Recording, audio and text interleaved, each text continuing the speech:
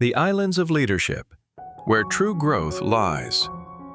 A group of university students gathered one day for a leadership seminar. They were given a challenge, a scenario to test their thinking.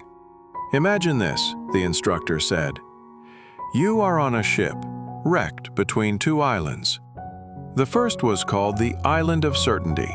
It was small, densely populated, safe. It had known resources, clear rules, and an established hierarchy. On Certainty, survival was possible, but thriving was unlikely. The second was the Island of Growth. Vast, mysterious, unexplored. No roads, no rules, no clear resources. It was filled with uncertainty, yet bursting with potential. The students debated fiercely. The engineers wanted the Island of Certainty, structure, order, predictability. The artists longed for the Island of Growth, freedom, possibility, creativity. Hours passed. The conflict grew sharper. Finally, the old sailor who had been silently observing stepped forward. You are all missing the most important detail. You have only enough food and water to last one more day on the wreck. You cannot wait. You must swim to one of the islands now.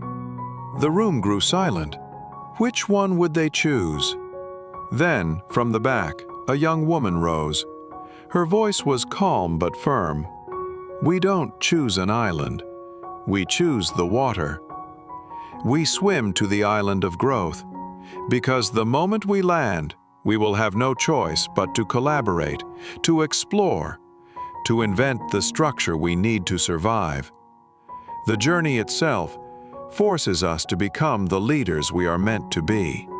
Her answer ended the debate. The students understood. Leadership and growth are not found by clinging to comfort. They are discovered when you enter the unknown, when the challenge demands every skill, every ounce of resourcefulness you have. The lesson is simple. Do not confuse comfort with safety.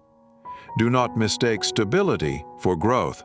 The paths that demand the most from you, the water, are the very paths that lead to your greatest self-development and discovery.